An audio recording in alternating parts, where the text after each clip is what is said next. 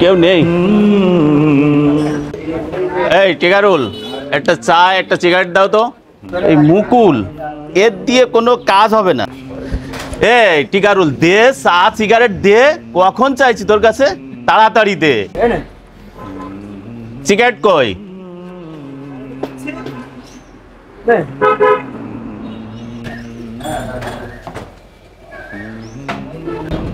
এ মুকুল, কোথায় তুই মুকুল? ভাই আমি আছি তো, পাশেই আছি। আপনি কোন জায়গায়? আসরের নামাজ পার হয়ে গেছে, আজকে সেই ইফতার মাহফিলে যাওয়ার কথা না? ও ভাই সেই ইফতার মাহফিল তো, হ্যাঁ হ্যাঁ হ্যাঁ। তুই তাড়াতাড়ি আয়, আর আসার আগে 8-10টা ছেলে পেলে পাঠাই দে। তুই আর আমি একসাথে ওই ইফতার মাহফিলে যাব। রোজাদার ছেলেপিলে তো এখন নেই। আরে রোজাদার লাগবে না, যার যা পাস ইফতার মাহফিলে পাঠাই দে। ইফতার মাহফিল করতে কি রোজা থাকা লাগে নাকি? ঠিক আছে ভাই, চিন্তা করেন না, চিন্তা করেন না, আমি ছেলেপিলে পাঠাই দিচ্ছি। এই টিকারুল, এই নে গ্যাস লাইটটা দে। আচ্ছা আচ্ছা ঠিক আছে তাহলে, ঠিক আছে। এই এই খারুল, এই দাঁড়া দাঁড়া দাঁড়া, এদিকে এদিকে শোন, এদিকে এদিকে এদিকে এদিকে। দাদা কি, আমি এখন প্রচুর ব্যস্ত, এখন সময় দেওয়া যাবে না দাদা। এ তুই যাচ্ছিস কোন জায়গায়? দাদা ইফতার মাহফিলে যাচ্ছি। আর কাকা, আপনারা এই জায়গায় এনে ঘিরে ধরলেন কেন? কি বিষয় কি? তুই যে ইফতার মাহফিলে যাচ্ছিস, তুই কি রোজা আছিস? আল্লাহ, এ আপনারা কি বলেন? ও দাদা, রোজা থেকে কেউ ইফতারে যায় কোন দিনে? তোদের কষা পড়া দিলি রোজা আসিস কি নেই বেরোয় যাবে না, বুঝলি? কাকা, আপনারা কিন্তু আমাদের অপমান করতেছেন। রোজা না থেকে কি আমরা কি ইফতার মাহফিলে যাচ্ছি? তুই রোজা নেই তারপরেও বলতেছিস রোজা আছে। তুই জানিস রোজার সাথে কত বড় তামাশা করতেছিস তুই? তোরা দুটোর একটাও রোজা নেই, তোরা যাচ্ছিস ইফতার পার্টিতে। দাদা কি বললেন? আমি তো কিছু বুঝতে পারছি না। হ্যাঁ ভাই, আমরা রোজা নেই। হ্যাঁ হ্যাঁ, রোজা না থেকে কেউ ইফতার করতে যায়? রোজা রেখে তো ইফতার পার্টি যাচ্ছি। তাই তো। তোরা কিন্তু এখনো সত্যি কথা বলিসনি, খালি রোজার মাস তাই বাইসে গেলি, নাইতে এত সময় ওই কষা দিয়ে ফিসে একবার কাঁচা কাঁচা করে দিতাম একেবার। শোন খায়রুল, বকুল, রসুল সাল্লাল্লাহু আলাইহি ওয়াসাল্লাম স্বপ্নে দেখতেছে দুইজন লোক তার দুই হাতের তলে, এরকম দুইজন লোক দুই পাশে ধরে একটা পাহাড়ের দিকে নিয়ে যাচ্ছে। পাহাড়ের উপরে উঠলো, মাঝামাঝি উঠে দেখি প্রচন্ড চিৎকার, অসহ্য চিৎকার, যন্ত্রণাদায়ক চিৎকার। তখন রসুল সাল্লাল্লাহু আলাইহি ওয়াসাল্লাম বললো যে কারা চিৎকার করতেছে?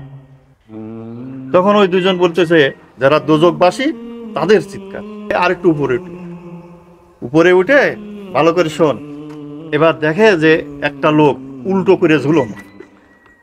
উল্টো করে কি ঝুলনো, তার পা উপরের দিকে আর মাথা নিচের দিকে। আর দুইজন ফেরেশতা, তার এই যে মুখ সোয়াল, এই সোয়াল এরম ভাবে করার দিয়ে কাটতেছে, ফাটতেছে আর চিৎকার করতেছে, রক্ত ঝরঝর করে ঝরতেছে। বুঝতে পারিস? তখন রসুল সাল্লাল্লাহু আলাইহি ওয়াসাল্লাম বলল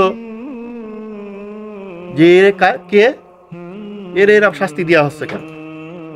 তখন ওই ফেরেশতারা বলতেছে যে এ হচ্ছে সেই ব্যক্তি যে রোজার সময় রোজা থাকতো না, দিনের বেলায় আহার করত, রোজা নিয়ে উপহাস করত, হ্যাঁ, ইফতার করে বেড়াতো, রোজা না থেকে রোজাদারদের উপহাস করত। মালো না ভাই, কি হাদিস শুনলেন আপনি? চাচা, এটা তো বিশাল ব্যাপার। এই যে কত লোক রোজা রাখে না, তাহলে এদের অবস্থা এই হবে?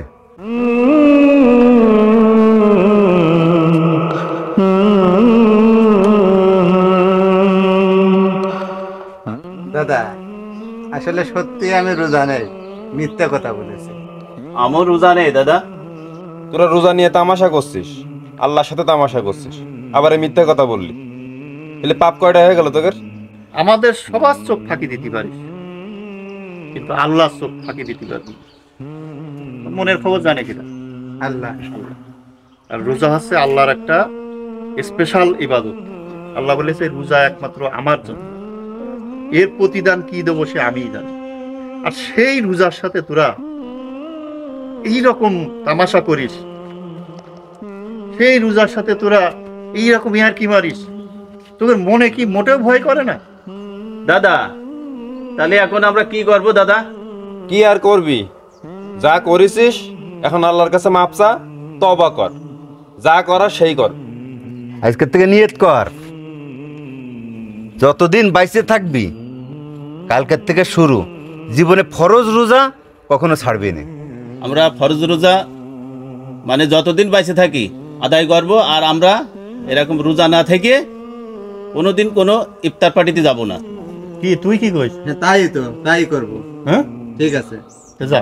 ঠিক আছে দাদা, তাহলে আসি। আসসালামু আলাইকুম। ওয়ালাইকুম আসসালাম।